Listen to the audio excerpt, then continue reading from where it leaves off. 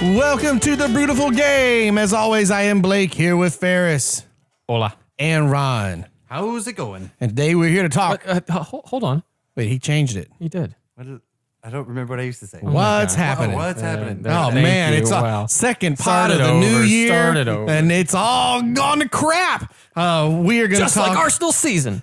Hey, man, just gone to. We'll talk about Okay. that. We're going to talk about recent Premier League matches. We might talk a little bit of a little bit of signings and transfer, both with Premier League, a little bit of MLS as well. And obviously, as the name implies, the Brewtiful Game, we're going to introduce you to a brand new beer. And that's first. And today's beer is brought to you by the letter R for Ron. What's happening? There we go. Is that better? Yeah. So, I have a hard to find beer, because that's kind of what I do, Hashtag hard to find beer for 2018. but it is a repeat brewer. Dun, dun, dun. We're at episode 78. We've already done it a few times. It's going to happen some more. I think this is the second time we've done a beer from this brewery. Oh, this is like a like a repeat, third. repeat? You mean No. This is only this pod will be Gotcha. the second time. I think two per. Sorry, we've only doubled a brewery so far. We haven't ever dipped back for a third for any brewery so far. I think that's incorrect. Crooked Can. The can. We had mixed swaggers. We had the Tampa Bay Brewing. Oh, I we had a lied. few. Cigar City may have had a few. I love how many beers that we have put on this pod to introduce to people. That makes me happy. A ton. Yeah. A lot. All right, so I'm going to give you a hint. See if you can guess, because I like watching you struggle. It's from Portland, Maine. Brewery from Portland, Maine. Portland, Maine is just the same as sunny Tennessee. I said Portland, Maine is just the same as sunny Tennessee. Yeehaw. That's a public song, so it's fine. I can sing that. Oh, good. We don't have to own any rights. ASCAP, sorry. Portland, Maine, Allagash. Dun, dun, dun, Dun, dun. dun. It is elegant. Holy smokes. Okay, so this beer. Because I just know that's one of our favorite breweries, if not the It is. It favorite. is. And so, Yep. I'm is. excited. It is the beer called Little Brett. Now, this is kind of a sciencey. I don't even know. I've never heard of this. Yeah, really? that's Oh, exciting. I don't know what this is. So this is a bit of a science nerdy beer because Blake and for those of you who don't know, Blake and I are home brewers, and Blake really likes the recipe side of things and putting it all together, and I'm the fermentation nerd because of how much science goes into the fermentation. You need that shirt, fermentation nerd. Yeah. I could not find that on the site that I was buying. The yeast from. beast.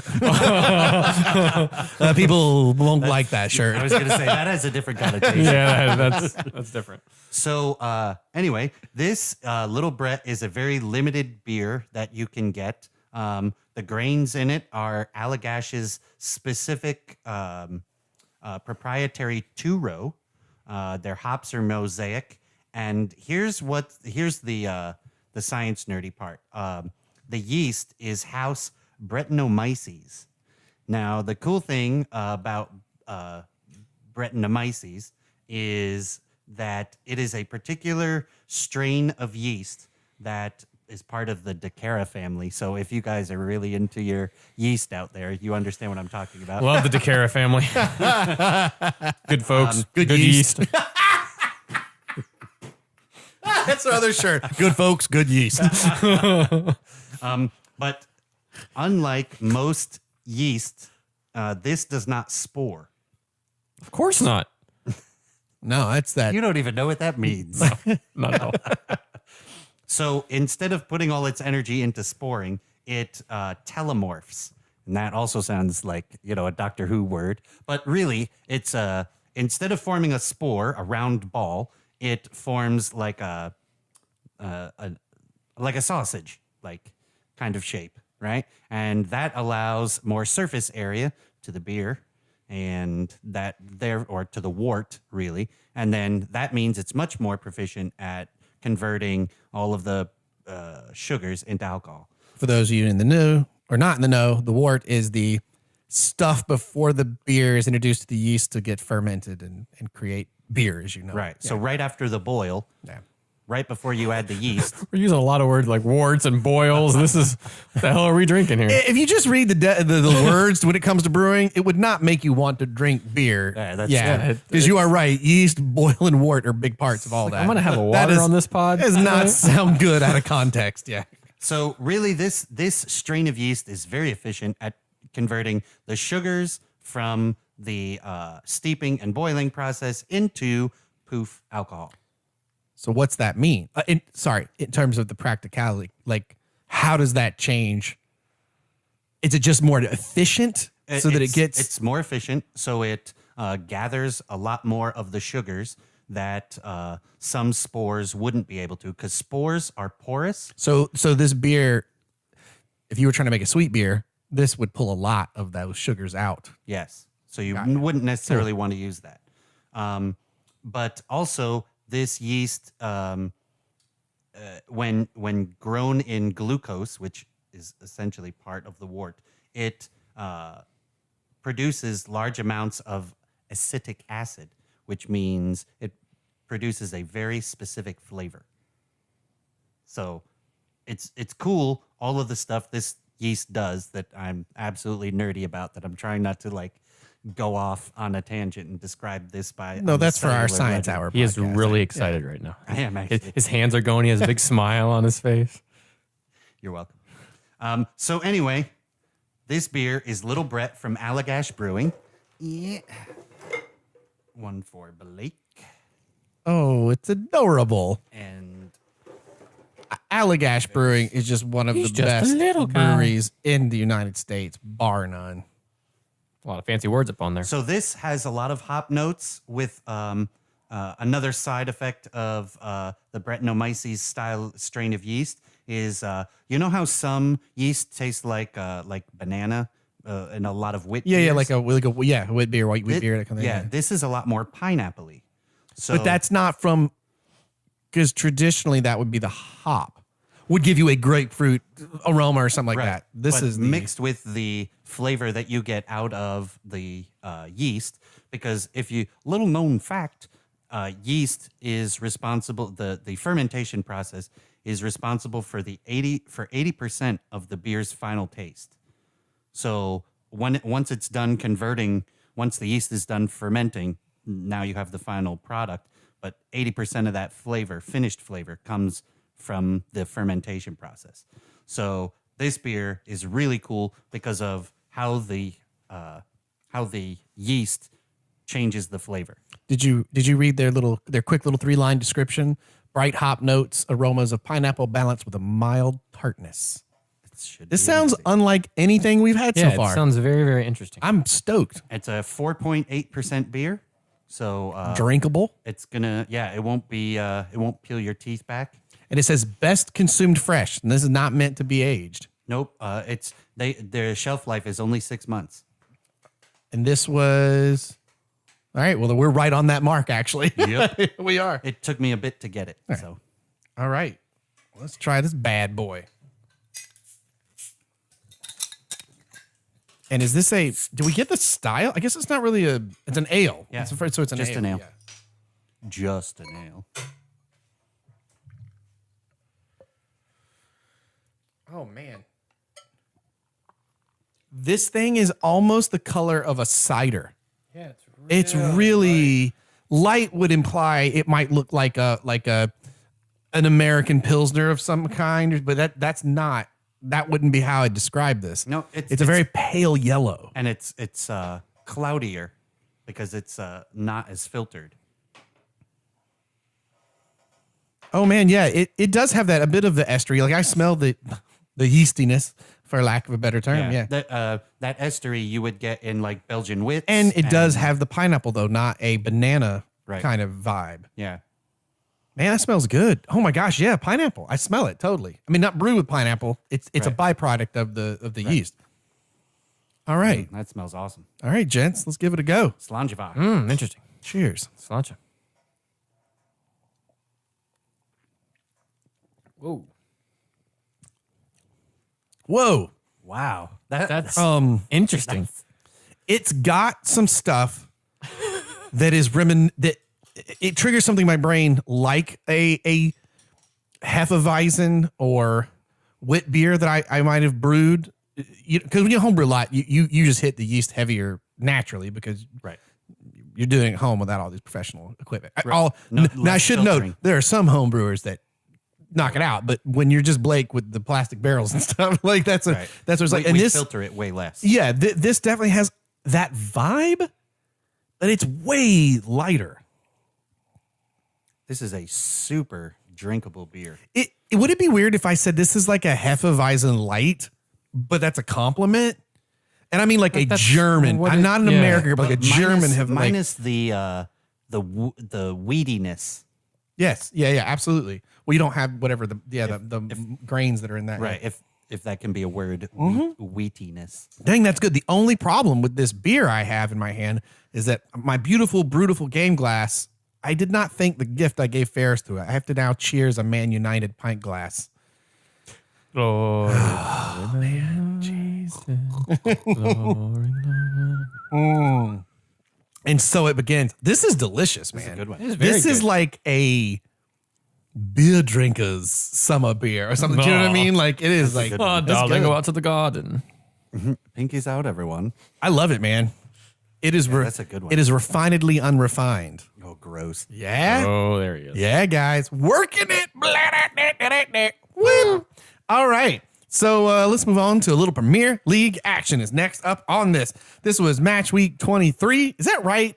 Or 39? It is 23. Because that feels like we're at 39 already. And it's the exciting time of the year because not that things don't, but It's that matter. time of the year where Arsenal get knocked out of the FA Cup. And then, Well, no, typically they've... This is true. Actually, Typically they've done quite well the past few years. We'll talk about that. But no, it's that moment where things are starting to solidify, but things are changing or can change rapidly, especially for... Wait, didn't you just say things are solidifying? Well, no, things are solidifying. You go, oh, it's Man City that's going to be at the top. This is going to be our top four. This is going to be our, oh man, Burnley is like been so amazing. But then it's like, ooh, but if you're a club like a Burnley, this second half of the season can get really hard. Yeah. So this is where like sort of the pedal to the metal hits, and that mid table, the third or fourth slots in the Champion League, the relegation area, it's where it all starts to get real nasty, and it's all ground out to this. Such point. a fun time in the year. It's so good. Yeah, it is fun because we just get done of the hustle and bustle of the holiday season. Now we get into a crucial part of the year. We're just over halfway through, and like I said, not FA Cup's introduced, Champions League's coming back, and now it's got a lot of the Chupacabra Cup is in the it's like semifinals and not the finals. You're right. Cup. It's the Cupa Libre Cup, sponsored by rum and Coke. No, it's not. It's the Churrasco Cup. It's the Caribou Coffee Cup. It's just the Caribou. The Chimichanga Cup. Yes. Brought to you by Deadpool. Yes. Amazing. That's the first Deadpool reference. This is true. But yeah, it's an exciting time of year, and you're right, because things start to shape up, and also you kind of see where direction-wise, where teams might end at the end of, or where teams might be heading. Like for a couple of years ago, this is the point of the year that you went, well, this run Leicester had has been nice, but can they really do it? Right. Right? Like this is where this will really tell if they can or cannot, Separate the wheat from the chaff. There you go. It still kind of fits with the brewing. It all works. Ferris is like, what did he just say? No clue. So let's speaking of Leicester, that's a good little segue to a 0-0 match that perhaps was one of the most fun to watch. Was Leicester City away at Chelsea, 2 goose eggs. I think the headline says it all. Yeah, how did Chelsea not score? I'll tell you. No. How did Leicester not score? How did Leicester not score? Yeah. How did Leicester not score? Leicester had some chances in the first half that Okazaki hit one over the net. Courtois made an awesome save off of a ball came in. You just answered the question. Header, like there's they outplayed Chelsea for a vast majority of this game. And Courtois kept the back line alive in that respect. Yeah. He had to really command them. But man, Chelsea is experiencing the fatigue. Well, this is that time. Like it's hitting, but it's hitting it's gonna be hitting other clubs too. Don't worry, you guys sign Ross Barkley. He'll be fine. Yeah, that's what they said. We have fresh legs. Yeah, sure. Well, and there's all the talk of, is Conte distracted by the Jose Mourinho? No, I mean, He doesn't give a no. rat's ass. They both are digging at each other, and they're distracted in that it's fun to do that, but it's not. Yeah, I think some of it has to go down. Just kind of getting out of that hustle season or time of season where the games come fast. Chelsea really hasn't rotated their squad too terribly much. Nope. But also, Morata's on bad form right now. He's not putting the ball in the back of the net. He's just goofing up chances. He's not as confident as he was in the earlier part of the year. And I also think another setting this season that has been on bad form, Timo Bakayoko has not played well either. No, he is not. And Batshuayi, who scored today in the Norwich game, he hasn't really been all that consistent. He's had games where he's been absolutely stunning and then just drops off for 2 or 3 games and then comes back. That's like Batman. what? Batshuayi? Yeah, He's called Batman. yeah. Yeah. But how is that? Like, He's stunning, and then he goes away for a bit, and then he comes back. in a cloud of smoke. Right? I thought somebody would get that. Moving on. I'm just going to move on. Who are you? I'm Batman. I was a boy. Now I'm a bat. I like the Lego Batman better. Like, I have yet to see it. it's man. What are you I doing haven't after seen it this? It was easily one of the funniest movies of the year. If it was last year, I can't remember if it was last year, 2016. It was a friggin' funny movie. But yeah, Chelsea's feeling it right now, especially since we're not rotating our squad. Fabregas is out with a bit of a pull on his hamstring. Did he get hurt in this game? No, he didn't play this game. Yeah, he did. Then they changed it right before because the interview with I think he was doubt. Conte 2 days ago was that he probably wasn't going to play Fabregas because of the pull in the hamstring. Yeah, I didn't get to watch this game today, but today you mean? yeah, Norwich Oh, City. sorry. I Okay, thought you were talking about sorry. this I thought about that match. Sunday. No, Yeah. today Okay. meaning Sorry. the Norwich He City. mean. So we had two or three people that he rotated the squad on. So we need a bit of a better run of form and a little more confidence, especially after. And I'm sorry, I'm not talking about the Leicester City, but today specifically, Morata went off with a red card. Willian went off with a red card. They both got. And that's important because those carry over to the league as And well. playing against Norwich, this seemed like an opportunity in an FA Cup match for to rotate the squad. and to pick your confidence back. Like you should beat this team. Yeah. But And you this was should, a play- replay game, if I'm not mistaken, Yes, right? this was the so replay it's they should have done that in the first game. But Willian dove and got a red card. A use of VAR in the FA Cup. 'Cause right. that's going on. And It was the one game yesterday yes. was the first VAR that actually overturned something and Yep. made a goal, actually a goal that was called not a goal or something like that. Yeah. So VAR is not being used in the Premier League currently. Just this Until next year. I think it's pretty obvious that that'll probably exist next year. No. It's going to. That's what they already said. Is it for sure? Yeah, Okay. yeah, that's what they yeah, said. but it's currently not in the Premier League. It's like in America, it has mixed reviews. People love it, people hate it. But it If was your used, team wins because of it, you love it. right? But We'll get into it's that really VAR discussion here. in a like bit. Ferris was saying, it's very important because Willian is out on a red, and so is Morata. Hurts my fantasy. The crazy thing is Morata, who is so out of character right now because he dove, got the yellow, and was so mad that he got the yellow that he immediately talked himself into a second yellow and right off the pitch. Attaboy. So That's how you do it. He learned from Mourinho. he channeled his inner Diego Costa. Yeah. There you go. There you go. Yeah, that's more like, yeah. So now with Leicester, they're at 31 points right now. they played really well. How many points? 31, because you got 21 here, which is incorrect. 21. It's 31, because that he did, that would right. make Yeah, sense. I did. But they have been playing well. And who played well in this game? Here's what your headline should be. Why isn't Mahrez at Real Madrid? He was great in this match. Like, He had a case where he dove. yeah, but he made it work. Yeah. He wasn't. Yes, he. I don't know how they didn't score. He was very good in this match. He's been great all year for them. It's odd because he was him and Vardy were the only ones that haven't left since that league winning year 2 seasons ago. There's still talks that Arsenal could be in for him. Liverpool maybe. It's odd. Why hasn't he gone anywhere yet? And I don't know why an Arsenal haven't gone in for him, because he's creative. He's energetic. He's very skillful. He's great with the ball at his feet. Well, he also can ping a pass around. And at this point, if anyone were to go after him now, I don't know, or at the end of this year, he's got other team, where he. But you could also go know to. that he can prove, and he's a proven player in the Premier League. Mm-hmm. So why hasn't an Arsenal gone for him? Or an Everton?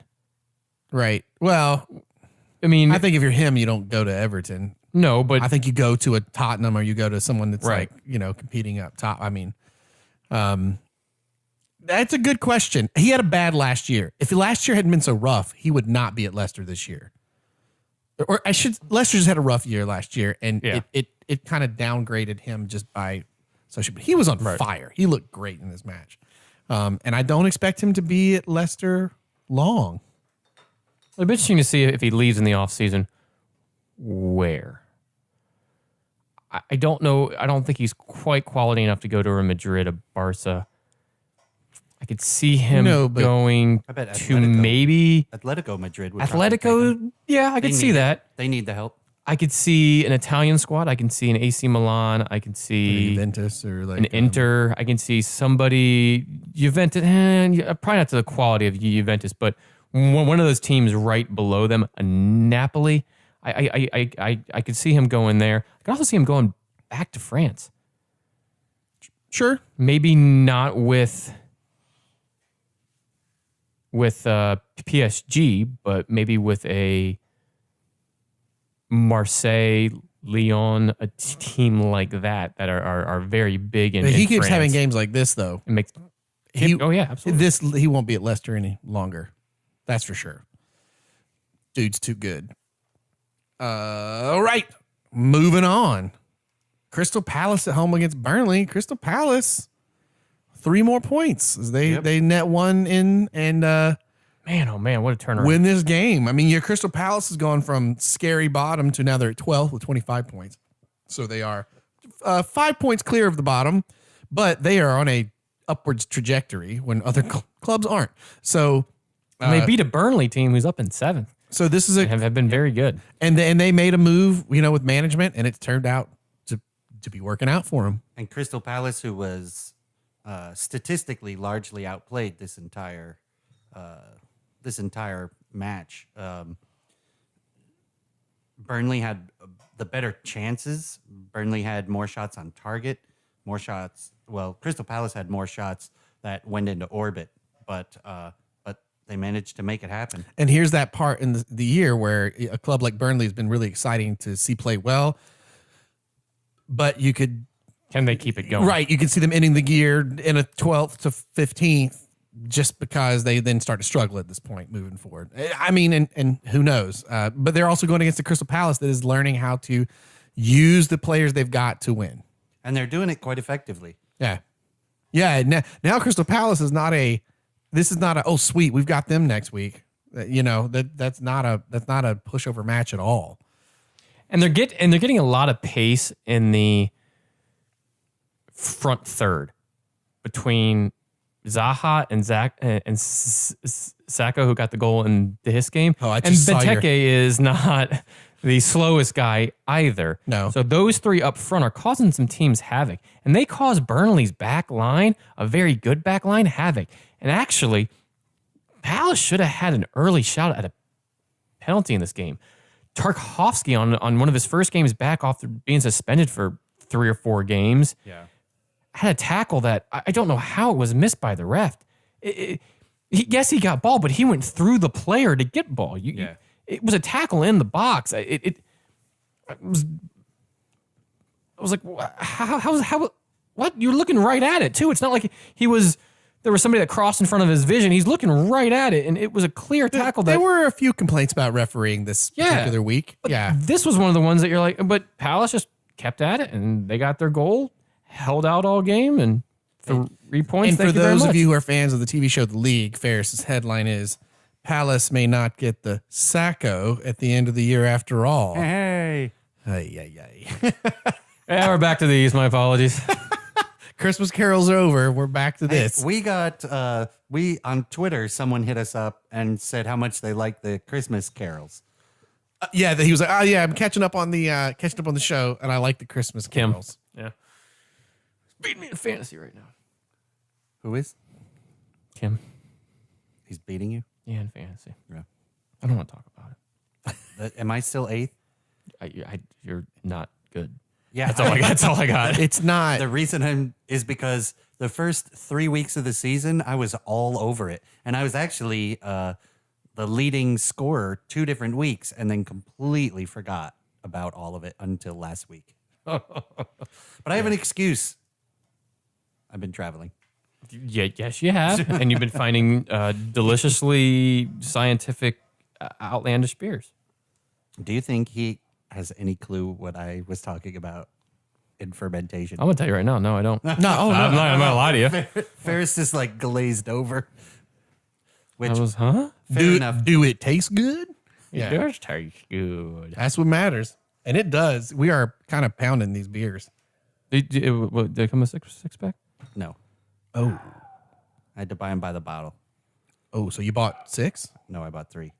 Oh. Because that's all they had left. Oh. In fact, the person got them for me. milking it.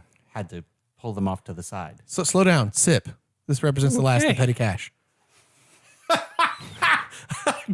Ron almost blew beer all over his cracked iPad for that Ghostbusters reference. That's brilliant. Good job. To give you an update on the fantasy, Kim Kobayashi is 1,299 points. That's good. I'm at 7. Ron Keller bringing up the rear at 954. Yeah. He has A lot of points in between you guys. 900 You got a points more than shot. me. You could, you know. Right. So Cruel Summer FC is in first. Mickey's Scorpion Squad, myself, is in second on Love that you named it that. We'll talk about that later. 194 points. So over 100 points there. I need to catch up. Oof, not looking good. And Amanda Scott coming in third right now, right on my coattails. And sorry, she still has the best club name. Sporting Pork Slap. That's a pretty good one. It's so good. That's a pretty good one. She's at 1175. So she's right there as well. Where's Blake? Mr. Blake. But better than you, But barely. But not great. but not great. 1013. Wow. Yeah. Good job, Blake.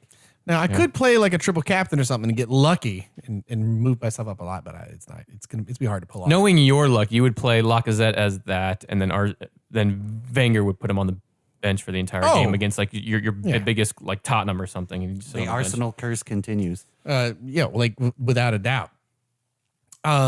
Good grief. That brings you your fantasy update. So I don't know that why I means- did that in 1920s voice, but that's what I did. So that means we're getting Ferris another jersey. Yeah, that's probably well. Looks like Ferris. I don't know if he's gonna win. No, no, between us. The bet was Yeah. Between the three of us, the winner of the three of us, we buy a jersey for. Right? Can we pick this one? I think we should. No, that was not part of the deal. I can't remember. If only we had recorded it and talked about what the deal was and could go back and listen to it, then maybe I'd This believe thing you. called iTunes. Maybe. Moving on from Burnley Crystal Palace, we move over to Huddersfield at home against West Ham, and it's ugly. Real ugly. West Ham wins 4-1, but did anybody care? I think that should be the headline. A lot of Hammers- Londoners did, because West Ham, like Palace, has gotten themselves off of the bottom, and West Ham's all the way up to 11th. But again, that's they were thinking about going down. They're 5 points out of relegation.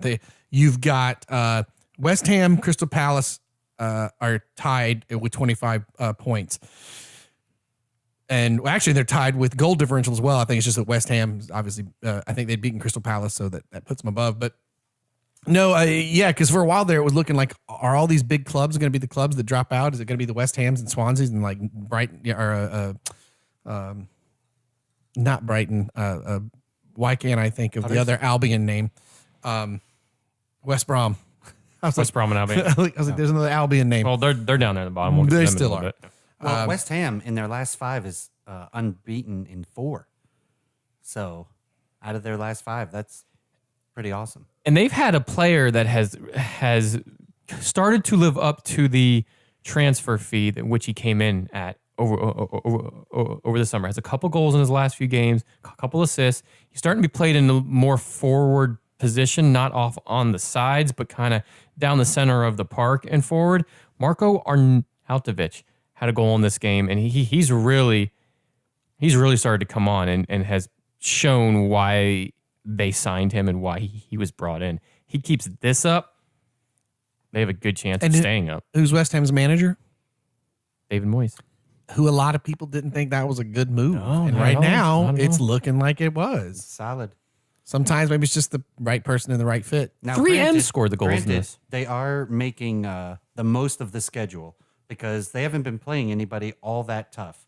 Ooh, But they're getting points when they have to. thank you for bringing that up. So That's important to the previous match, too, concerning Burnley. They have a rough run yeah, at coming this up. point as well, too, Yeah. in terms of them, whether they get... Palace? No, Burnley moving forward. Moving They've forward, got a rough run, yeah. So they lost to Newcastle right before Christmas. They drew to Bournemouth on that 3-3 thriller.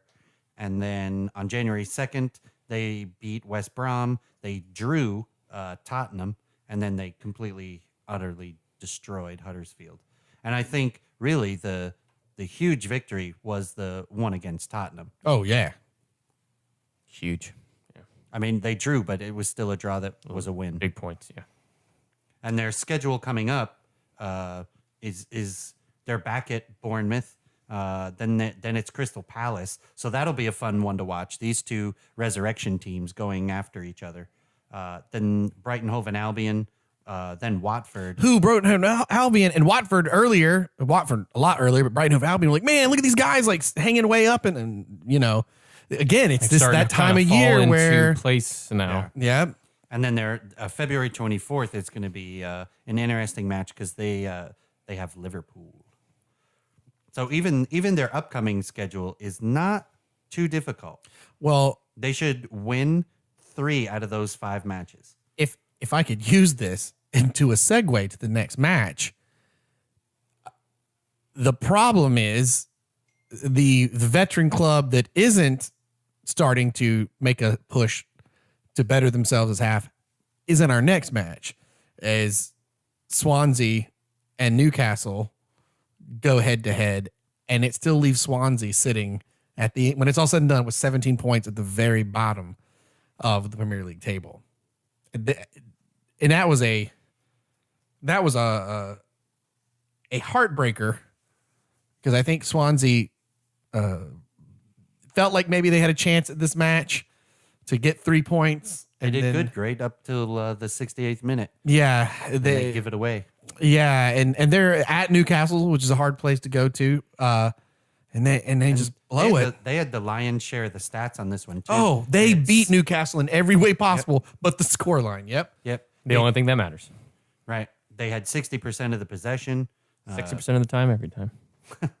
5 shots on target out of eight total shots. They played well, but could not keep it out of the net in the 68th. No, and they needed these 3 points desperately. So instead, they just get one. They're at 17 at the bottom of the table with 20. With 17 points at the bottom, with West Brom above them with 19, Stoke City with 20. And Swansea does not have a good schedule coming up. They have Liverpool, then Arsenal, then Leicester, then Burnley. All the way. Those are all. That's brutal, man. A hard schedule for them. That's 3 games you're looking at where easily you're not going to get any points. I mean, they're probably going to draw Arsenal. Fair enough. Yeah. And that might be the confidence they need to get over Leicester and Burnley. But I really doubt that's going to happen. They're just such a... I know. So you want to see the change happen here, but man, it's... Well, this just doesn't seem like things are going right for them. It almost there was feels a like penalty they- shout in this one too. That that's true. had we had VAR, they could have been up earlier. Oh, I believe it was in the first half. Diame handled the ball off of an incoming corner that got kind of popped out, and then a shot in. It hit his elbow, but you can clearly see he moved his arm out to deflect that ball the opposite way. Yep. That's a handball. That's a deliberate handball. Like I said, a couple of refereeing decisions. That were rough. There were a lot this week. And it hurt a club like Swansea who desperately needs it. Yeah. Newcastle also has quite a tough schedule coming up.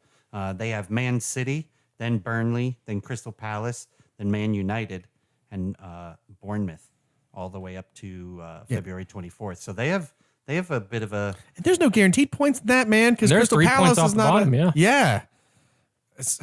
This relegation, we said it earlier, but now it is really looking clear. This relegation run is going to be crazy as we go into the end of the year. The only thing that really helps Newcastle right now is they're 3 points above the line, but they're only on a -10, which is the best goal difference from 11th on. Yep.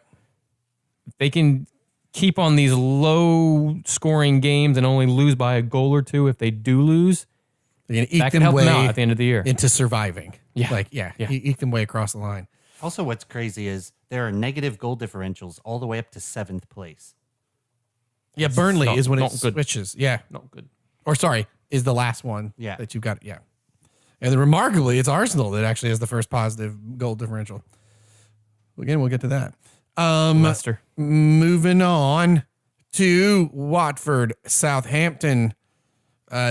2 teams that could totally use a win. They get a draw with 2-2. And like you said, your headline for this, how about a VAR? Oh, wait.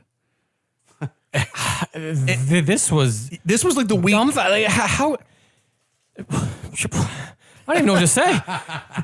I mean, Southampton were robbed here.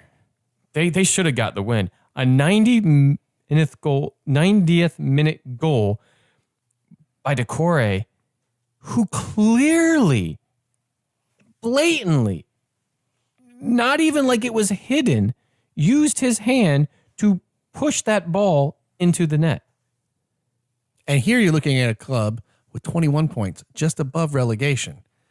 2 extra points Goes a long way. Can you Southampton imagine? hasn't won in a while, if so this could just build Southampton confidence. gets relegated by like a point. You know, like everybody will talk about this. And this is where VAR, you want VAR because you want the decision to be right. At least so far. That's number one. You want the decision to be right, and you want it to end as fair as possible. VAR, it would have taken a short period of time for them to go in and see he handled the ball, no goal. Right. And who knows? I mean, Watford could have scored after that, but that would have been the right call and allowed Southampton to fairly get out of that game with 3 points. Yep. And they're doing the nice slow tumble down the table. Out of their last 5 matches, they have 3 draws, 2 losses. So they're doing that ever so uncomfortable slide down the table, and they only have what I would call one probably easy game in their next 5. Tottenham, they face Tottenham, then Brighton Hove, then West Brom, which I think they're actually going to have trouble with, Liverpool and Burnley. So their schedule's not all that easy, especially since they haven't been playing.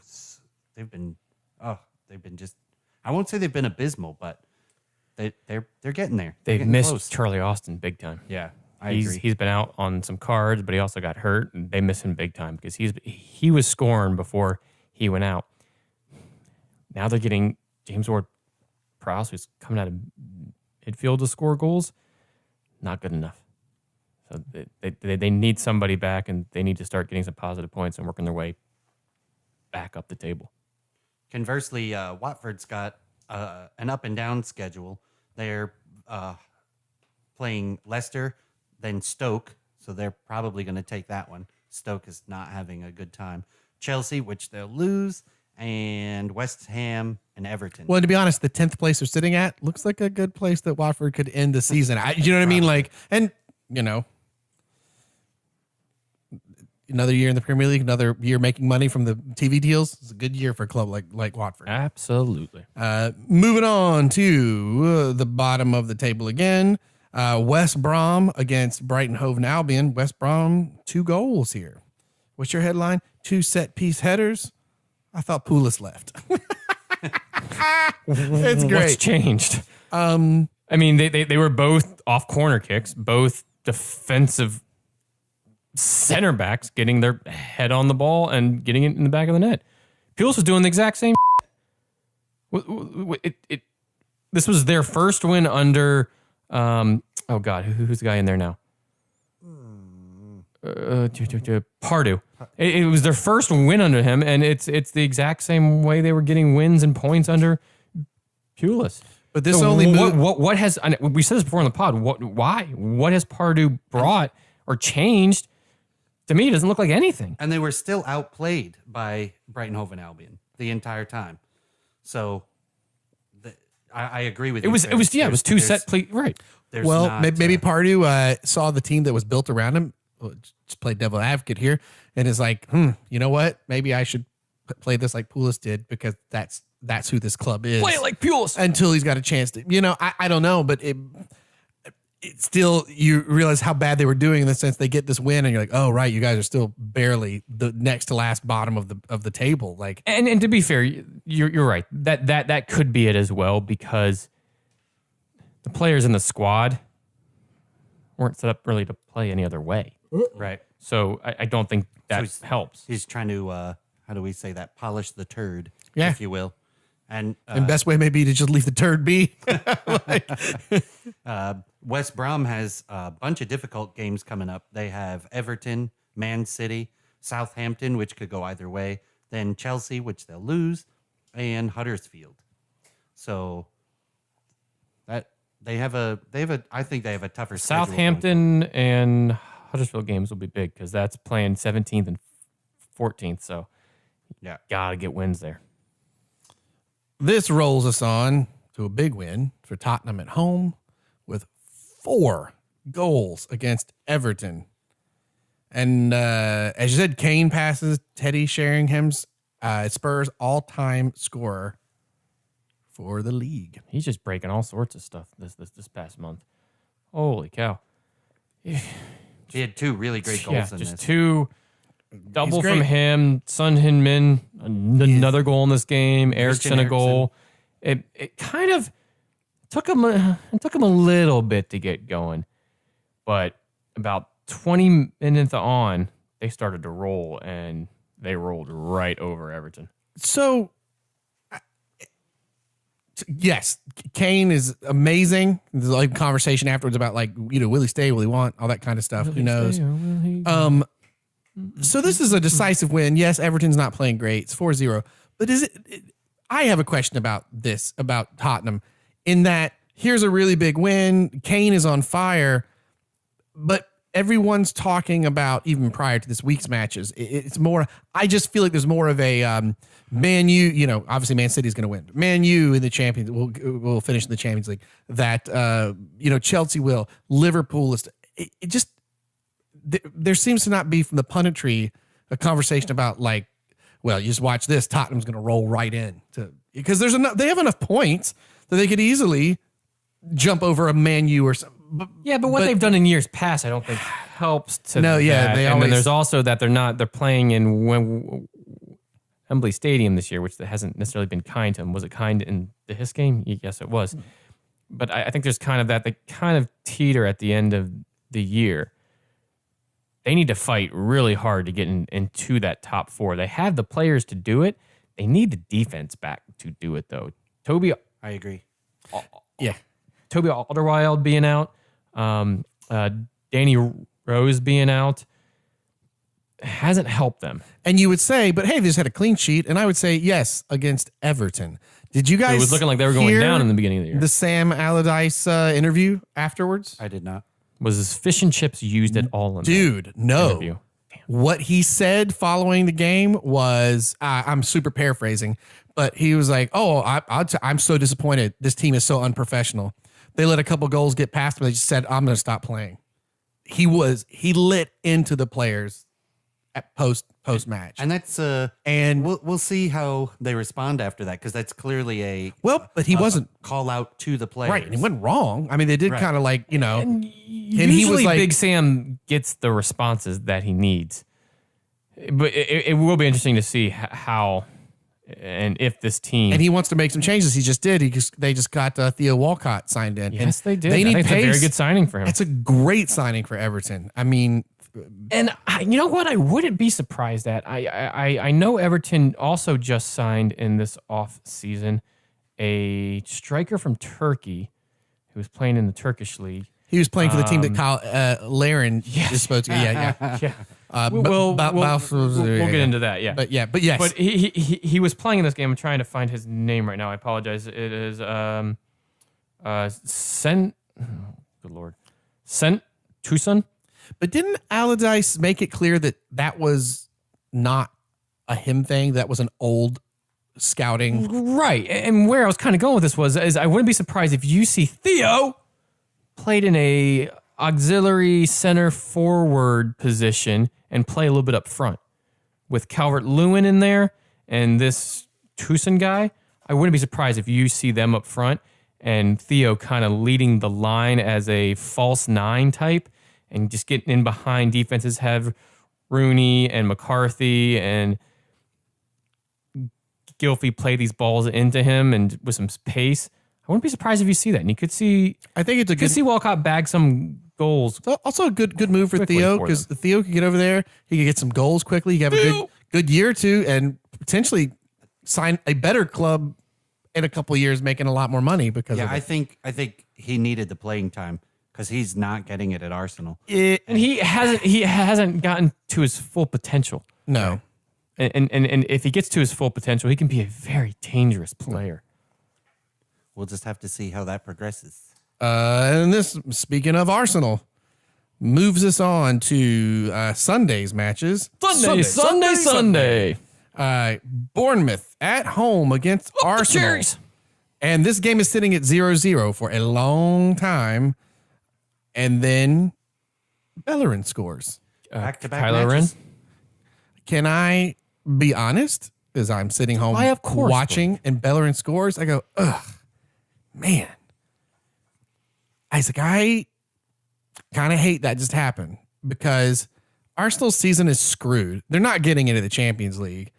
And below 7, and like Burnley, you got to watch out for. But below that, you know what I'm saying? They've got a good chance of trying to stay into Europe in the top 6. But I was like, but I don't want Bournemouth to get relegated. I was fine with them getting a point. I was like, it kind of sucks, actually. Well, turns out the Those old cherries, instincts were right. there's cherries I do like. That next goal by Bournemouth that Callum Wilson scored Yep. was friggin', it was everything Arsenal should be and can be when they're their best. Yep. When they go all the way down the pitch, that beautiful pass into Callum's foot at the right speed, right spot, boop, and That was perfect. that goal was gorgeous. And I should say the play and setup to that goal. That cross in was absolutely gorgeous. Fraser's cross just. And you're Man. talking about a quick score too, in terms of, well, not that quick. I mean, but relatively quickly after the Bellerin scores, the 52nd minute, Wilson comes in at the 70th. And it just felt like everything had been taken out of Arsenal at that point. Arsenal's also got two really young guys playing defense at this point back there as well that clearly are. I think that's So why are you guys going after Aubameyang and this window? You don't need him. You need a center back or somebody like a Matic or a Conte that can sit in front of that back four and protect them. Yeah, I think this has kind of been a just another in the. Before you hit there, we should say Jordan gets his first goal for Premier League. For Bournemouth, I believe. Yeah, for Bournemouth. Yeah. But it's his first goal in the Premier League, and boom. It's the winner. That's the winner over Arsenal. What was it? I'd damned if Wenger. I'd be damned if. I'd be damned if Wenger is the manager next year. Jeez. Which will then bring us back around to where Ron was going with this conversation. And my thought is, this is just another in the long line of Arsene Wenger Arsenal teams that are just consistently lacking in defense. It is so blatantly obvious. Wenger should listen to any pundit anywhere in any country that is reviewing any of the Arsenal matches. Well, the whole thing, we need a center back or that's been that way for years. Didn't Robbie Mustoe even say that after? I don't know. I feel like he said it after every Arsenal match. I don't understand why he keeps going, like to Ferris's point, why he keeps going for the more attacking of players. Well, when his he got Lacazette in the offseason. Aubameyang and Lacazette play the same freaking role. You don't necessarily need that. Yeah, what you could use is somebody that can create for them. But I would think you need somebody in the back and somebody sitting in front of the back four first to allow them to go forward. I feel like that is a signing out of fear if Sanchez disappears to like you've tried to replace. But you can't stop hemorrhaging goals. No. Especially to Bournemouth, who was not playing well. No, we do, but they weren't playing well, at this point. I just don't understand. You guys have a defense where everyone is playing for themselves and not playing as a team. I'm sorry, but Petr Cech is not wrangling your defense at all. And you don't have a center back with any sort of balls that is making smart, hard challenges and being physical. Well, I like the Beast, but he wasn't in this match. Kolasinac? Kolasinac. He was on the bench. Yeah. Why was he on the bench? red from last week, right? He's on the bench. Was he on the bench? Yeah, if you aren't a red, I don't know why I feel like he was not actually eligible for this game. So he was on the bench. He makes sense. I don't know if he had a knock or something. But he's a better choice. You're his best player in the past few games. Hasn't even been any of your big name. Well, I guess it'd be Jack Wilshere, who's a big name. But then Maitland-Niles has come on very well for you guys. Very promising. Not one of your big name But he's got something to play for. He's new to the Premier League and he's hungry. He's young. Yeah. And Bellerin's been your leading scorer the past two matches. But now, here's the thing that makes me mad about that. Bellerin's also cost us a victory before where we're up 2-1 in the last few weeks and he goes running down the pitch to get, you're like, what are you doing? This is the time to sit back. And then a counter happens and we get scored on. He's more of an attacking minded wing back where what Arsenal needs is somebody that doesn't give a shit about going forward. Right. They need to stay back and help secure they gotta mind their goal. Yeah, help secure their goal by not allowing shots to go in, by not allowing passes, by not allowing crosses. By doing that, and I'll think of all the great teams over the not even great teams, the good teams that have won championships in just the past few years. You think about who they had on their team. Look at Chelsea last year. Azpilicueta, Cahill, hair dude. What the hell's his name? The Simpsons character. What the hell's his name? Fellaini? No. David Luiz. David Luiz. Those are quality center backs. Look at last year. He's a Simpsons character. You look at him, he looks like a Simpsons character. Sideshow Bob. There you go. I can think of the name. Yeah. Exactly. You had Morgan and Huth. You had defensive minded guys that would stay at the back and protect their goal and don't care about going forward or trying to get goals. The only time they did was on a corner. They don't have that right now. They have Holding and Chambers, but they're still young kids. They're young. They're not experienced.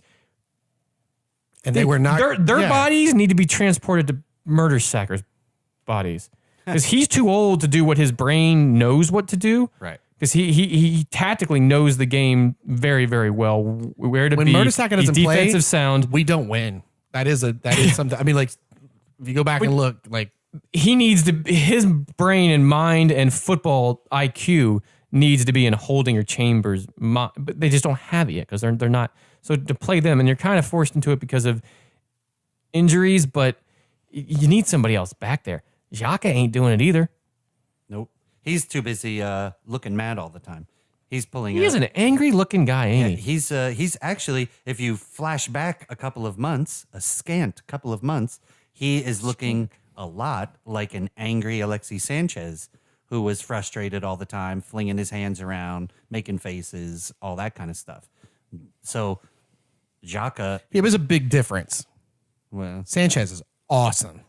Xhaka has flashes of what he can do, and then makes really dumb tackles, and gets like he's overall, a little, no matter the talent, it really speaks to the morale of the team. Oh, absolutely. And that, in my opinion, does way more to harm you than almost anything else. This is why before the season started, if you're managing the team, you should have sold Sanchez. I don't think he's good for the locker room. I'm not saying he's a fantastic player, but knowing the situation, There's a million reasons why they should have sold Sanchez by now. Biggest ones, make a good chunk of change at that point in time. Well, And not let him get to within 6 months of his contract ending. Yeah. That doesn't leave the club in because right now, that that's leaves why the club with their hands behind their back, just taking a punch. That's why Pep is like, I'll make you I'm not really going to make an offer because either Man U will pay a lot for you and take you, and if they don't, I'll just get you for free at the end of the year. Like that. That's pretty But much. you put all the power in Sanchez's hands to do what he wants. yeah. Yeah, the business of that club is being run very poorly. At the current time, I was talking to Phil today, and we were talking, and the report was that United and Sanchez agreed to terms, and that Sanchez would make $300K a week, and that Phil said that's a hell of a lot more than what he was being paid at Arsenal. Yes. And I was like, what? Seriously? They got A player like Sanchez, who's probably top five in the Premier League? That's the thing. They got him in such a deal. But only like on 170 or 180? They should have made so like, much that's still money. a crap ton of money, but that he was the highest at Arsenal on that? Your books are run well, but that's why you're not winning anything. But that's also, unfortunately, again, and this day of age where cash is being thrown, $75 million for a center back. Well, everyone trashed Man City for a couple years ago, like throwing all this money for all these players, but then Mourinho and like Conte that were also trashing these people, and they had to spend the money too to catch it. Do you know what I mean? Like, right. And Arsenal just hasn't. Well, but done that yet. again, that's systemic of Arsene Wenger's. The league, the league, not the league, but the money is so inflated right now, and that's the other side of it. So now Arsenal can sell a player or try to sell a player or two, but what you end up with is not only a Wenger who probably is going to be asked to leave, and so a great legacy instead of just leaving after he won the FA Cup, which is what they should have just done. Is asked to leave, they'll pay him out, but they ask him to leave, but he leaves a club that is going to be, no matter how good of a coach they bring in the same, no better than a 6th or 7th slot, most likely the following year, because now to build a team at the inflated prices things are will cost an astronomical amount of money to say, I need 3 signings. Well, now look at what Coutinho got paid. Look at what this is a Pogba. I mean, you're going to be throwing so much money to be competitive, and then paying all that money for people that are going to be playing in Europa League or something. I mean, it is not good. 2019 season, Arsenal gets relegated. Yeah. Hey, look, we are going to be the champions of the Premier League 2022. And I do think no, you're not. and the only thing that saves it, if it's a Maximiliano or some coach that people go, ooh, I like Eddie a Pep. Howe. I want to go play Eddie for Howe. you.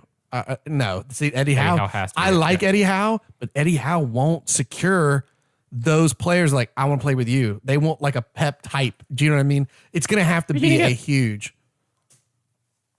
Who did we say earlier in the year? We talked about Maximiliano as one. Why would he want to else? leave Juventus right now? Well, we're not talking about that. We're saying what kind of coach would keep. Eddie Howe, young English manager. He plays attacking all the time with. Young Eddie Bournemouth. Howe's not going to keep an Ozil or are you kidding? He's like, I don't think Eddie Howe is a international draw. No, it's got to be a big, like a Conte type or like a Pepper. Like those are the names that would have been like, all right, man, yeah, well, you've just done some cool. Or Klopp type, yeah, a name but that had some. Arsenal itself is a draw in itself. They're a global draw. Not anymore. That's the problem. You want those top players. They're even freaking out that now finally the guy who loves Tottenham may not stay because for the first time ever, even though Harry Kane's like, I love it here, I love it, he did drop the thing of, but we need trophies. We need silverware. They may lose him because Tottenham's not getting that silverware.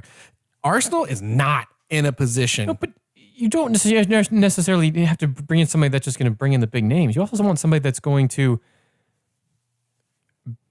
build a club there and help. I mean, how built Bournemouth up? He has his players wanting to play for him. That's not happening right now at Arsenal.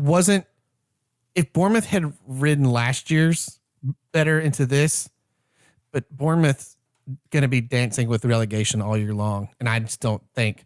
I think the fans. Yeah, but it's the players that. Yes, they're going to be fighting that drop the entire time, but it's because they don't have the star power and the players to do that. They don't have the Lacazettes and the Ozils and Sanchez's. Sure, but they don't have that. I think, or have access to that. Arsenal at least would. Yeah, and Eddie Howe isn't going to like. You're not going to get any great players. It seems like he can manage a team in a club. Yes, I think he could comfortably make sure they stay in sixth place, maybe with the talent they have. But I don't think anybody. I mean, you're right now. It's going to be really hard to fight against that top four that's in there, and then you have Tottenham that's still sitting above you. But that's so why, regardless, any team in that top six, unless you're kind of City at this point, United included, Liverpool, Chelsea, Tottenham. That's murderer's row there. So I think no matter who you bring in, you're still going to. The only person you can maybe bring in, Carlo Ancelotti. Maybe if you're talking about a name and somebody that can bring in the star power. But if Arsenal's not in the Champions League, that's what I'm saying. If you're not in the Ancelotti want to be there, that's the thing. If you're not in the Champions League, Eddie Howe isn't going to bring those people in. I also think the fans flip out. Like, England, they love Howe. I think Howe would be fine. I don't know. I'm on the fence. I think he would be good for Arsenal in the long run. I don't think he's good for them in the short term. I think there has to be a manager in between that really, but because to your point, Ferris, you're saying, Arsenal is a global brand. Yeah, that's accurate. But so is Newcastle. And they're still struggling up and down. They don't necessarily have a coach that's really pulling in players. Eddie Howe, I agree with Blake. I don't think he's going to be pulling in international talent. I think you need somebody that's in the interim that brings more people because this sports in general, kind of globally, is from a fan's perspective is what have you done for me lately? So yes, you can be the Dallas Cowboys. But if you're losing, you're still not getting that great of players because those players are like, why am I going to go to this team who's constantly losing and has systemic problems? Look at all those. When I can go to this team who's, mid-table typically and help them get up into Champions League and Europa League. Yeah, I mean, look at all those kids that in the college football playoffs and then the championship that won, but they were back at their hotel rooms not crying. And the people are like, what's going on? And they're like, Cleveland Browns are going to draft me. So I think Come on, that was funny. That was funny. No. That was funny. But that's the wrong mentality. That's the wrong mentality to have. If you're a player that can be drafted at the Browns level, so first, second, you should have the confidence to be. I'm selected, go and I can help. the next year. No, and I can help change this team. Okay. Now hold on. But you're looking at a team who's got a history of failure. That's what they are. And right Who's to now, say that buck doesn't stop with you? because it's not about one player. ain't no I in team. Ain't no we either, baby. No, but you got to start somewhere. But you know what? But see, the thing that goes against, in my opinion, goes against your sentiment is how many players that are good players are going, I got to leave so I can win silverware. Coutinho could have stayed to go play in the Champions League with Liverpool after this year, but he's like, later, I want to go to Barca, man. They're athletes are constantly going to win, not to go revolutionize a team that's in the toilet. And there are plenty of players that would love the opportunity to play for Arsenal in the Premier League. Here are these top. Hold on. We're talking about international good talent. We're not talking about Brighton Hove and Albion. Here's what you know. So they may not be the Coutinhos, but Coutinho was brought in from Inter to Liverpool. He wasn't a worldwide superstar. He wasn't a Pogba or a Sanchez. He wasn't of that level. But he still wanted to come to a team that had, because Liverpool weren't doing anything at the time, that had history, that had backing, that had a name brand behind them. He didn't come in because, who was even the coach when he came in? Brendan Rodgers, I think? What the hell did he have behind him? Well, his first 2 years he was doing But great. now look, he's a superstar. So that talent was there. Who's to say Arsenal can't do that as well? Look at Mahrez. He wasn't a worldwide talent. Yes, he went to a lower team, but you don't need the top tens of the world to come to Arsenal. Is the thing right now. You need a team that can get organized, and the morale needs to come back. Do you and go as a player? That? Isn't because you think you can go and make that club better? Is you go because you think that club can make you better? And that, my friend, is Arsenal's problem, and segues into the next match. Okay. We're gonna talk about the fact of Man City versus Liverpool, and you got a funny little headline, but you know what the real headline is? Man City versus Liverpool. The headline should be this: proof that Arsene Wenger sucks right now. No, it doesn't. No, Oxlade-Chamberlain. How do I get defending Arsenal all of a sudden? Oxlade-Chamberlain, after that match, says his choice of coming to Liverpool because he wanted to go somewhere where he could be challenged to get better. When Liverpool signed the Ox, I was like, have fun with that. That dude does nothing. Look at him at Liverpool. Look at him under Klopp. That's where players want to go play, people that they think will make them better. Right now, Arsenal's a club. And if you watch, like we're talking about the business and stuff, if you're sitting out and you're a Mahrez and you're like, here's an Everton after you, an Arsenal after you, a Newcastle after you, maybe you're like, oh my God, what would have been an easy choice to go to Arsenal? Do I go play for Rafa Benitez and get, do you know what I mean? Like you've got other options to get. Arsene leaves this club in a bad spot than if he had left 2 years ago. Don't forget also, Pep became available, and everybody said, I bet they're going to say, Arsene, go ahead. This was it. Let's retire.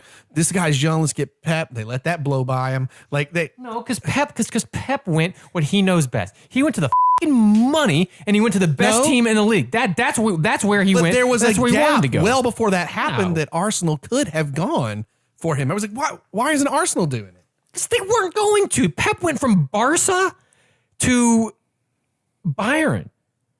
The two possibly biggest clubs in the world at that time. Yeah, but you told me He's Arsenal not going to Arsenal after that. Are you kidding me? But you told me Arsenal was world where the class. Sheikh can pay for anybody they want. You're now fighting your own argument because you said Arsenal's huge. People will want to go play there. But we're talking about.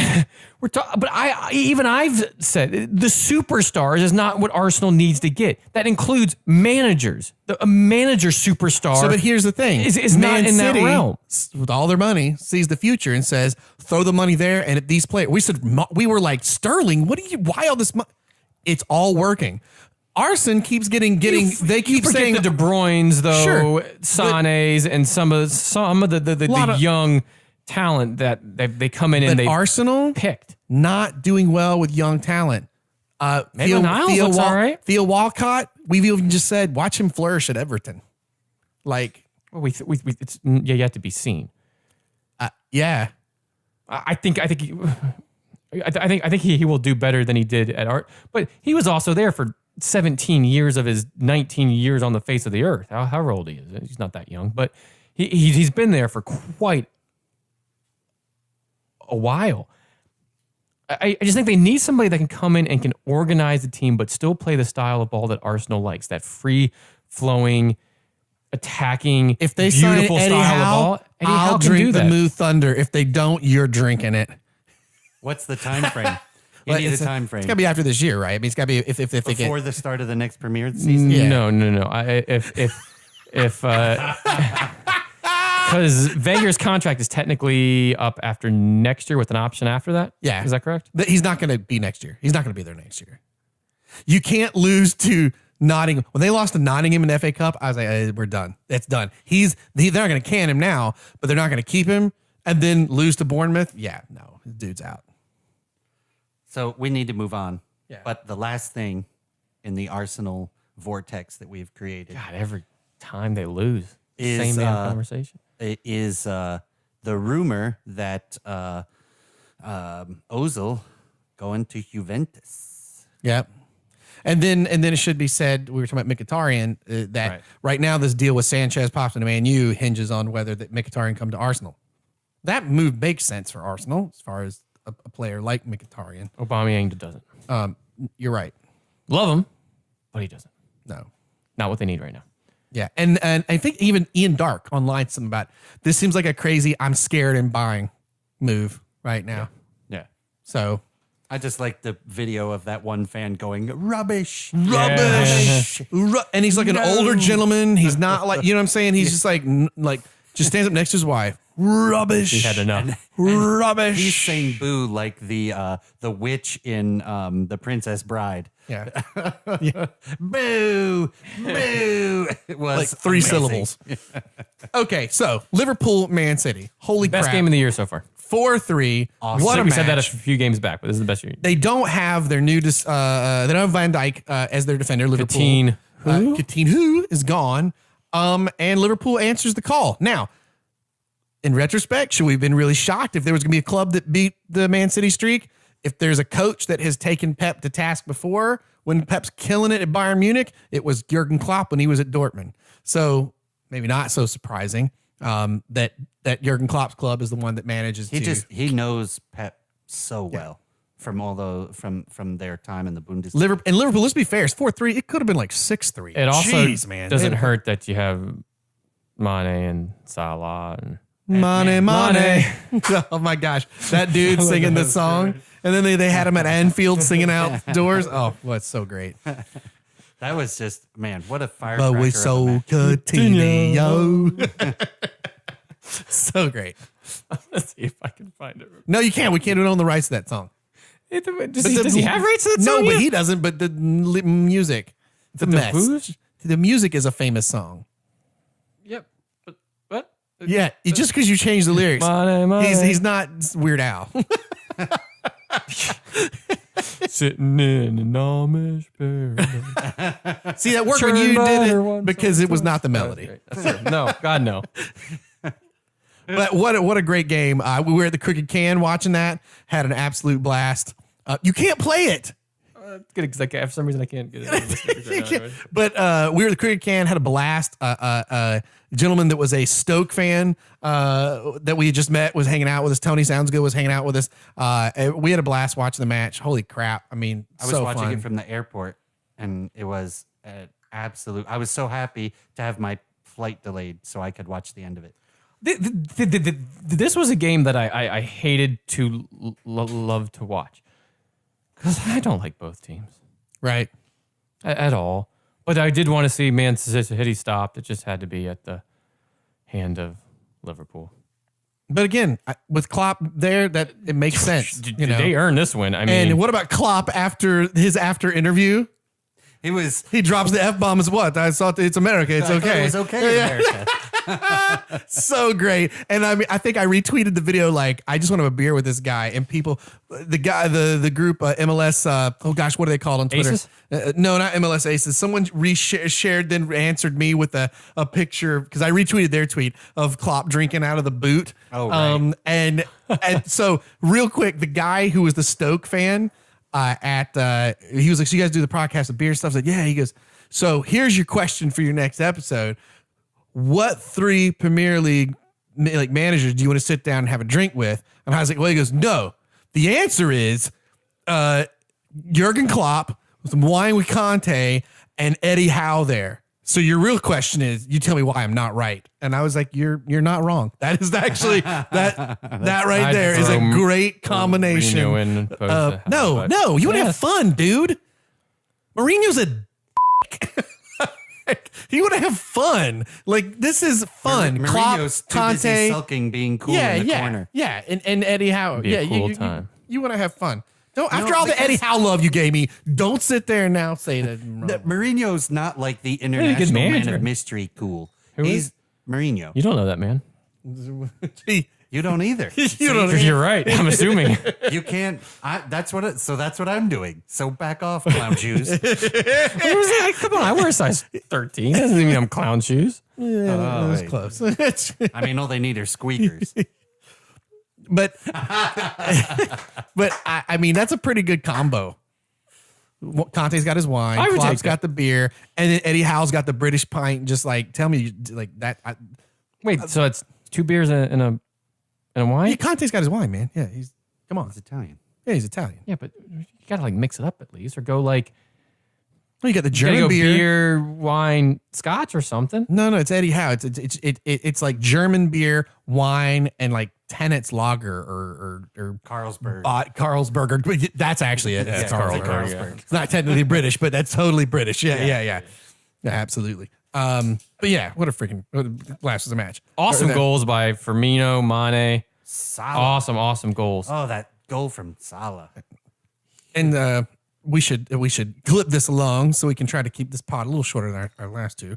And for our poor friend that we just made our Stoke City fan at Crooked Can, I said, good luck tomorrow. Managerless Stoke City. I think we said on the last pod that Mark Hughes would get 3 Premier League games. He didn't even get to 1 because he lost in the FA Cup to Swindon Town or somebody, and he was gone. It's a 3-0 clobbering of Stoke City.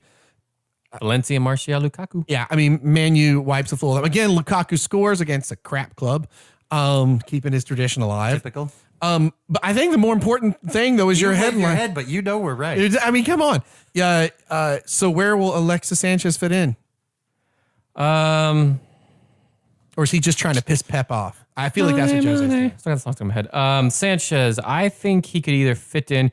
The starting lineup this game, if I'm not mistaken, had kind of a front 3 of Mata, front 4, Mata, Lukaku, Lingard, Martial. I'm a big Mata fan. I would take out Lingard, but on form right now you can't. So it's probably Mata. Mata would probably take the But I'm just such a big fan of his. But if that was the case and Sanchez did come in, I could see him easily. And Mkhitaryan going to Arsenal is a good move for Mkhitaryan too, because he's not getting a ton of play. And he's constantly pissing Mourinho off. Yeah, so that actually would be if that goes through. Yeah, I'm going to miss Mkhitaryan though. Sure. I wish he would have panned out. But he'll be with Arsenal. I'll gladly take Sanchez if that's part of the deal. Other than Mata, I feel like Mkhitaryan plays with the most heart of most of your team. It'd be tough to say that Lingard doesn't and Pogba doesn't. I mean, Hart has no. Pogba was the best player in this game by far. But that doesn't mean he played with heart. But Hart's not a question for United. Are we talking about Joe this Hart? year. What's going on? It is no. It's not a question because we haven't. It's not like we've played a game where you're like, man, these guys have no heart. I don't think that's been the case. I don't think they've been good all year. And I think Mkhitaryan just on a bad form and his confidence is real low right now. He was benched for a while. He was taken out of the squad. Do you know where he's perfect to go then? Arsenal fit right in. Yeah, it'd be perfect. It's just like, Did you get any better? No, Perfect. but I stayed the same. Look, confidence. Bleh. But I just don't think United's been consistent enough, and they haven't been good enough this year. They don't have heart.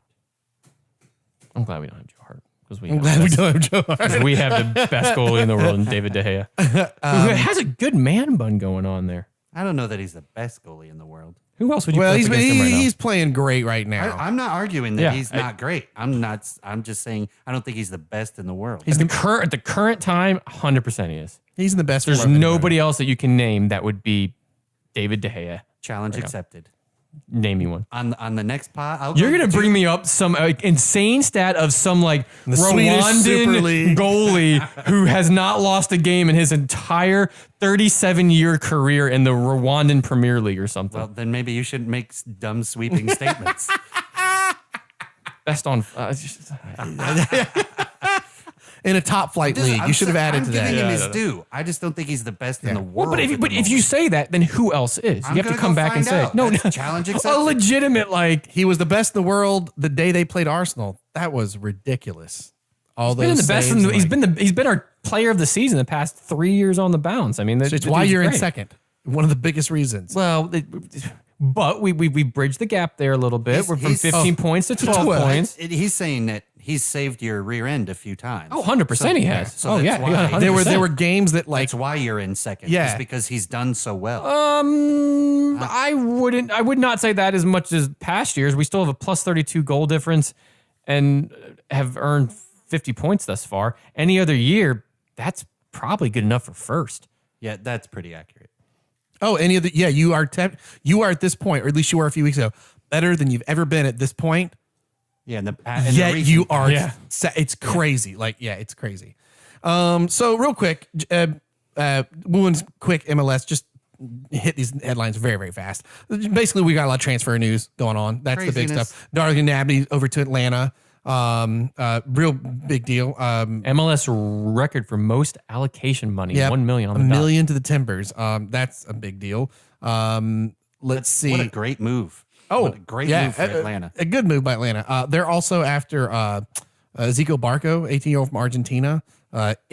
It sounds like there's work to be done, but it seems like it could be a done deal over Atlanta for another for a really good young player. And that would be another MLS record transfer wise for 15 million to what club is he coming from? Independiente. And then Argentina. obviously LAFC is the new club. LACFC. LACFC. They What is are the other LA LACFC? club. The other LA club. Yeah. What does that stand for? Los Angeles. City FC? Is it? I thought it was LA. I think it's Los Angeles City. I thought it was LAFC. Is it Is LAC? it- maybe it is LAFC. Maybe you I just thought it hit was the Los C. I Angeles was like, Football I Club. think you're. What did I put? I don't know. I don't know. We'll figure it out. I think you're right. I think you're right. I think it's LAFC. But because of the new Let me look it club, up. they're pulling a ton of different people in. Benny Feilhaber. It's a good signing. The best name to say in Yeah. the MLS. Raheem Sounds like a dude Edwards that from should Toronto. be selling something at about 2:00 in the morning on TV. This is Yeah, the it's Nut just Chopper. LAFC. The Nut Chopper? Yeah, you remember the Nut Chopper? No. Yeah, you whack it. Yeah, you don't remember that guy? The guy that like would sell all the, you know what I'm talking about? He'd be on TV with the headset, which is like, why you don't need the headset like you do at a live event. You're on a Right. studio on TV. Why are you doing No, like the the Nut Chopper? Nut Chopper to me was with if a ball's coming in that area and I don't get my He's eggs cloned or my body turn, that's a Nut Chopper right there. Blake is talking about the slap chop. Slap chop. Slap chop. That The reason yes, he's calling you hit it. the Yes, nut chopper okay. is because they They put the nuts in there, the Yes. walnuts and stuff. Yeah, Yeah, he did it, which slap is chopper. That's why me which and Ron are like, they what? really screwed this up. If it's the slap chop, like It wasn't. You should hit at the top and then it would just cut everything and be yeah, done. but then Yeah. it should have been just purely for legumes, and it should have been the Nut Chopper, like or the Nut Slapper. That'd be better. That's the next beer. Nut slap port. Oh man. Oh geez. Kai Kamara, he goes to Vancouver. Didn't last too long in New England. No, he did not. I think he'll be a good fit in Vancouver, though. I agree. Here locally, Orlando City, they signed the Paraguayan playmaker. Just yesterday. Josu Coleman. We knew about this for a long time, but officially, it became official. A lot of the South American clubs, that's why Atlanta United, who we said earlier, just getting the logistics, paperwork, and visas and all of that worked out. Just takes a little while longer. Also, Orlando City gets Sasha Kaleshin or MLS Kylo Ren with a mustache. Yep. Either way, I'm so excited to see this. Yeah, and his first game, Oh, because he man, I can't suspended wait. his first 2 games, so his first game with First us, home game will be against the Red Bulls. Against the In Red theory, Bulls. yeah. So that's I think a good move for Orlando. Which is funny. We lost because- Tommy. Yeah. That's sad, And we lost the Rocket. Oh, Carlos Rivas. Yep, thank God. And Don't let Tommy, the door hit you with a Tommy good Lord Redding, split you. good guy, but Tommy goes to why am I'm losing? Tommy Bulls? Redding, our local boy. He goes to the Red Bulls. Red Bull. It was part of the trade. Although I want to say, did Rivas get shipped somewhere else? I don't even know, I don't man. remember. He may have. I don't know. That's okay. But the other one that was kind of a crazy was the Kyle Larin transfer, non-transfer saga. Besiktas, who just traded their star striker over to Everton. They had been saying that they had wanted him for a while. We knew about this, then all of a sudden there's pictures of him in their jersey and him getting his medical, and they're announcing like, hey, this is happening, except they hadn't. Long story short, MLS has got a clause, an extra clause that FIFA doesn't tend to recognize that we have, that the rest of the world clubs don't, about. But that was agreed upon via the collective bargaining last go. It was. It was. It was part And of they it. even talked about the fact they made players like Kyle Larin where, hey, sign this one sheet of paper that just says you understand you can't just bolt. Like this. I thought he signed that at the end of this year. He did. They went there. They seem to feel like they can just go. Because who did this happen to? This happened to another club in MLS, and the guy still ended up leaving.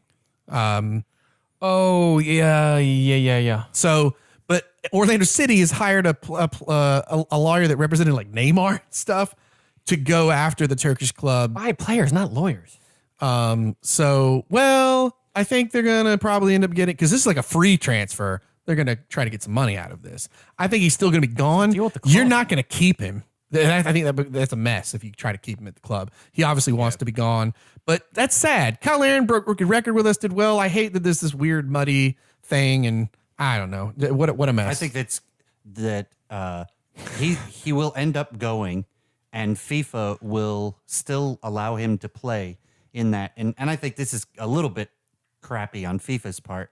They know that there's contract contention, but they won't stop the player from playing in the other team until all of the lawyer stuff gets figured out, because they don't want the player to be stuck and not be in form at Are all. you sure about that? Yeah, I was listening to the Grumpy Pundits this morning, and FIFA isn't going to put in an injunction to stop Kyle Larin from playing, especially for because them. this little addendum or extra thing in the contract is is not FIFA MLS recognized. specific. Right. Yeah. So it's got a lot of. But why do we? But at the end of the day, Why do we do it that way? And- Allocation money. Why do we do it this way? at the end of the day, though, it is still a pretty move on Kyle Larin's part, in the respect that he had the deal with Orlando City, and this has been pretty well publicized, at least here in Orlando, that Orlando City knew that he wanted to leave and said, if we get a fair trade for you, we have no problem. We won't hold you back. Now, the offers that they had been getting, at least the ones that have been publicized by Orlando City, were not fair offers.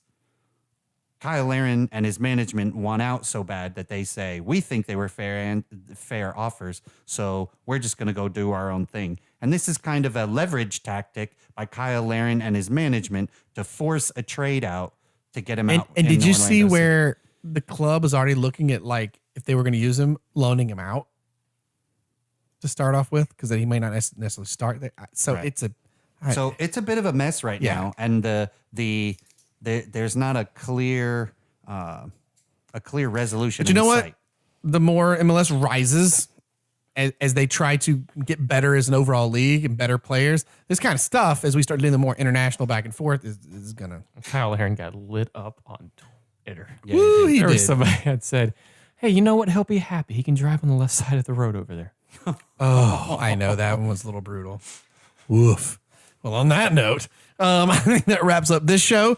And the MLS schedule's out. Yeah, You didn't say that MLS last, schedule's came out. out a few weeks back. MLS schedule, if you want to look at that on MLS.com. Any one of the teams that has the full schedule announcement. And finally, MLS delegates will get hold for 14% of the overall vote for the new U.S. Soccer Federation president. They have 14%. Yeah. MLS delegates take up 14% of the vote. Oh, that's cool. That was just announced yesterday. Well, gents, I think that wraps us up for pod 2 of the new year. Pod dos. So, you can find us on Twitter at Brewtiful Game. Find us on Untapped. Follow us there so we can share beers with each other. Facebook, also Instagram. Also, is that all the socials? I always forget. Website, brewtifulgame.com, which you can find all these things there, as well as episodes and past episodes, as well as our past beer lists from previous episodes. Also, All In Sports Talk. You can listen to us on their All In Sports Talk internet radio, which is all soccer all the time. Listen to us and also discover some other awesome soccer shows while you're at it. People that actually know what they're talking about. Yeah. And then you can find us ridiculous people on there. Does that wrap us up? Is that everything? See. If I left anything off? As always, it really, really, really helps us out if you leave reviews and ratings on iTunes and or Stitcher. And if you do, we still got some koozies left. Take a picture of it. Yeah, send us it on social media or email, whatever, and we'll get some out to you ASAP. Yep. All right, gents. Here we go. Love the beer. Cherish the game. The Brewtiful Game. That's awesome.